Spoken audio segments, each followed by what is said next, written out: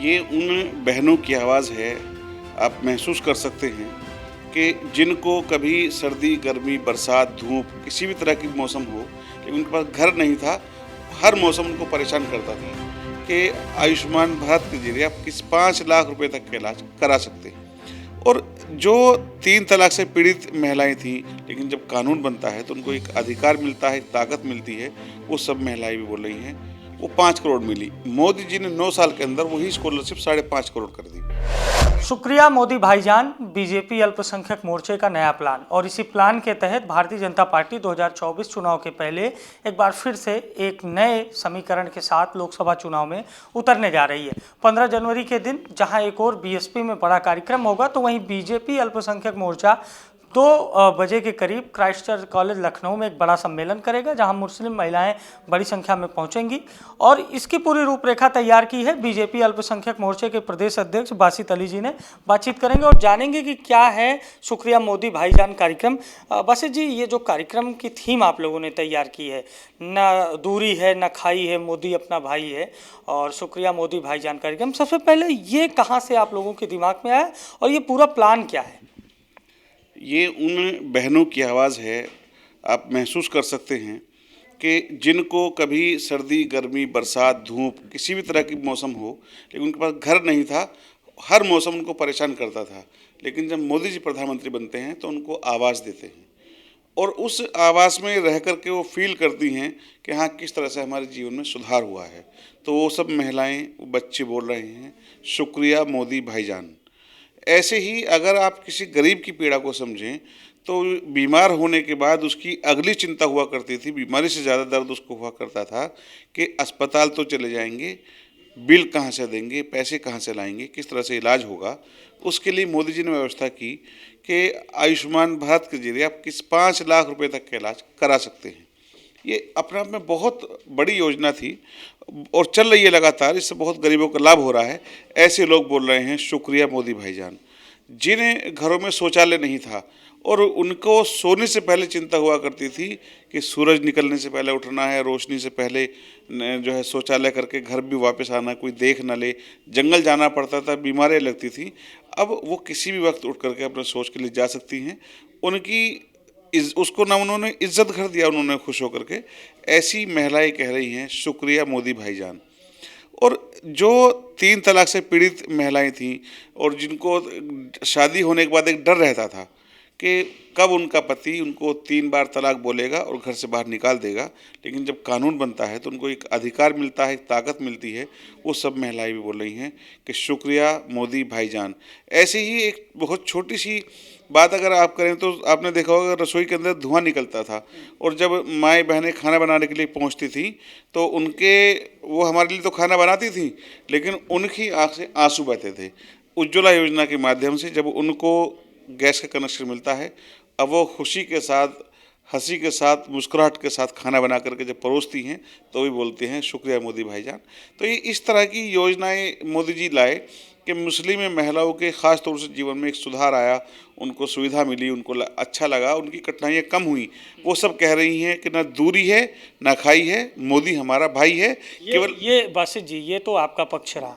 देखिए, जो विपक्ष है वो कह रहा है कि पहले मुसलमानों को जाति व्यवस्था में बांटने का प्रयास किया बीजेपी ने, उसमें से पसमानदा निकाल कर लेके आई, और उसके बाद महिलाओं की बात होती है, तमाम सारे आरोप लगते हैं।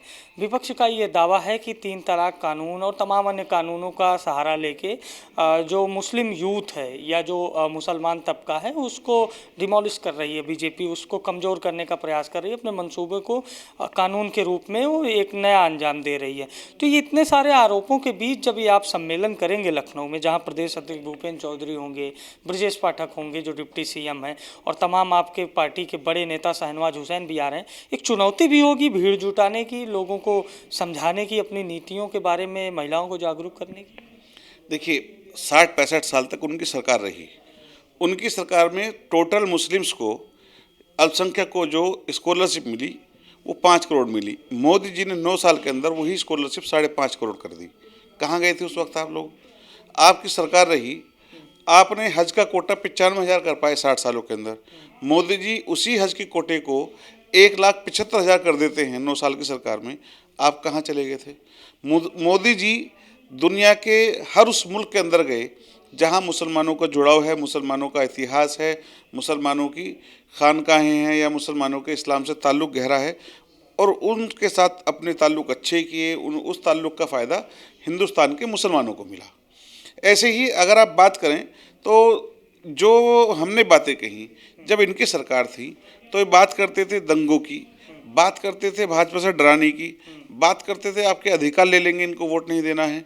लेकिन जब भारतीय जनता पार्टी की सरकार आती है तो 18% आबादी को 30% तक का लाभ देती है, और ये बता देती है कि हम गरीब कल्याण के साथ, अंत्योदय की भावना के साथ, सबका साथ, सबका विकास। आपके बीच में विपक्ष बुलडोजर की भी चर्चा करता है और कहता है कि वो बुलडोजर सिर्फ मुसलमानों के यहाँ चलता है। नहीं, ये उनका आरोप है, उनकी जो छोटी नज़र है, तंग नज़र है, उसका आरोप है। ये केवल वो मुसलमान थे जिन्होंने गरीब मुसलमानों के हकों को मारा था, उनकी ज़मीनों को कब्जाया था, उनके घरों को तोड़ा था। सरकार ने उन गरीब मुसलमानों को न्याय दिया और लाखों मुसलमानों को न्याय दिया, उसमें चंद मुसलमान चपेटे में आए। इसी तरह से ये केवल मुसलमानों पे नहीं हुई कार्रवाई, ये तमाम उन बाहुबलियों पे हुई जो कब्ज़ा करते थे, जो लोगों को डरा धमका कर ज़मीन कब्जा लिया करते थे। सरकार ने केवल जीरो टॉलरेंस नीति के साथ और केवल अपराध से मुक्त करने के लिए, आप देखिए उत्तर प्रदेश के अंदर एक भी दंगा नहीं हुआ योगी जी के आने के बाद, नहीं तो 11,000 दंगों का रिकॉर्ड था सपा बसपा कांग्रेस का। आप कैसे उस दाग को धोएंगे? जिस दंगे में किसी माँ का बेटा, किसी भाई का, किसी बहन का भाई मारा जाता है, वो पूरा परिवार बेकार हो जाता है। अगर मैं बात करूं फिर इसी की योजना की, तो जिन माओ के, जिन बहनों के भाई और बेटे दंगों के अंदर मारे गए, और भारतीय जनता पार्टी की जब सरकार आती है वो सब सुरक्षित हैं, तो वो भी बोलती हैं कि शुक्रिया मोदी भाईजान, क्योंकि दंगा ही नहीं हुआ सरकार का। संवाद हो रहा है महिलाओं से, क्या निकल के फीडबैक आ रहा है, किस तरह से उत्साह है इस कार्यक्रम को लेकर? निगाहें सबकी हैं, सत्ता पक्ष की भी हैं, विपक्ष की भी हैं, क्योंकि मुस्लिम का कार्यक्रम और मुस्लिम महिलाओं का कार्यक्रम, और उसको सफल आयोजन करना एक बड़ी चुनौती होगी आपके लिए भी। क्या फीडबैक निकल कर आ रहा है? नहीं, कोई चुनौती ही नहीं है।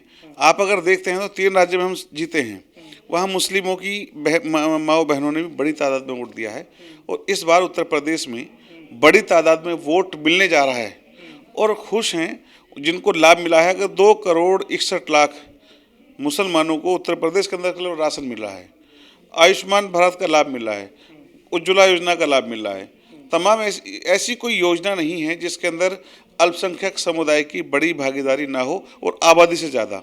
नहीं माना जाए कि मिशन 80 का जो एक टारगेट है बीजेपी का यूपी में, उसको फतेह करने में जो एक्स फैक्टर है वो मुस्लिम वोटर होगा? बिल्कुल होगा, और मोदी जी को प्यार मिलेगा। कोई बहन अपने भाई को हारता नहीं देखना चाहेगी। हर बहन चाहती है उसके भाई को प्यार मिले, आशीर्वाद मिले, और आशीर्वाद 2024 के चुनाव में वोट के रूप में मिलेगा। जाहिर है मुस्लिम महिलाओं का ये जो सम्मेलन होने वाला है 15 जनवरी के दिन, जब 2 बजे के करीब में ये कार्यक्रम होगा क्राइस्टचर्च कॉलेज में, तो सबकी इस पर निगाहें हैं, क्योंकि 2024 को लेकर बीजेपी ने मिशन 80 का नारा दिया है, और मिशन 80 में तकरीबन 18 से 20 ऐसी सीटें हैं जहां मुस्लिम आबादी निर्णायक वोटर है, और ये खासकर सीटें मुरादाबाद मंडल और आसपास के जिलों की हैं, और कुछ सीटें पूर्वांचल में भी हैं जहाँ मुस्लिम मतदाता निर्णायक होते हैं।